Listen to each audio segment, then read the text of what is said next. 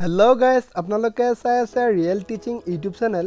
তো আজি মই এইটো ভিডিঅ'ত কেইটামান সাধাৰণ জ্ঞানৰ প্ৰশ্ন লৈ আহিছো। বলক পলম নকৰাকৈ ভিডিঅ'টো আৰম্ভ কৰোঁ। বৰ্তমান ভাৰতৰ ৰাষ্ট্ৰপতি কোন? ইয়াৰ উত্তৰ বৰ্তমান ভাৰতৰ ৰাষ্ট্ৰপতি হ'ল ৰামনাথ কোবিন্দ। বৰ্তমান ভাৰতৰ উপৰাষ্ট্ৰপতি কোন? ইয়াৰ উত্তৰ বৰ্তমান ভাৰতৰ উপৰাষ্ট্ৰপতি হ'ল এম ভেংকয়া নাইডু। বৰ্তমান ভাৰতৰ মুখ্য ন্যায়াধীশ কোন? ইয়াৰ উত্তৰ হ'ব বৰ্তমান ভাৰতৰ মুখ্য ন্যায়াধীশ হ'ল এন.বি. ৰামান্না। বৰ্তমান ভাৰতৰ মুখ্য নিৰ্বাচনী আয়ুক্ত কোন? ইয়াৰ উত্তৰ বৰ্তমান ভাৰতৰ মুখ্য নিৰ্বাচনী আয়ুক্ত হ'ল সুনীল অৰোৰা। ভাৰতত কাৰ মটৰ গাড়ীৰ নাম্বাৰ নাথাকে?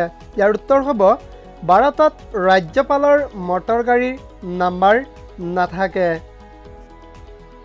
ভাৰতৰ কোনখন ৰাজ্য খনিজ পদাৰ্থত আটাইতকৈ চহকী?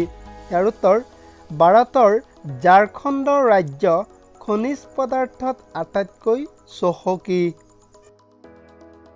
হিমাচল প্ৰদেশৰ কোনডোখৰ ঠাইক ভগৱান উপত্যকা নামেৰেও জনা যায়? ইয়াৰ উত্তৰ হিমাচল প্ৰদেশৰ কুল্লুডোখৰ ঠাইক ভগৱানৰ উপত্যকা নামেৰেও জনা যায়। পিন মানে কি? ইয়াৰ উত্তৰটো হ'ব পিন মানে হ'ল পোষ্টেল ইণ্ডেক্স নাম্বাৰ।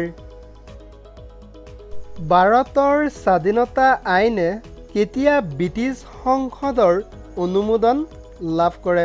ইয়াৰ উত্তৰটো হ'ব যে ভাৰতৰ স্বাধীনতা আইনে 1947 চনৰ 18 জুলাইত ব্ৰিটিছ সংসদৰ অনুমোদন লাভ কৰে। সুন্দৰপুৰ ৰাষ্ট্ৰীয় উদ্যান কোনখন ৰাজ্যত আছে? ইয়াৰ উত্তৰটো হ'ব সুন্দৰপুৰ ৰাষ্ট্ৰীয় উদ্যান পশ্চিম বংগত আছে।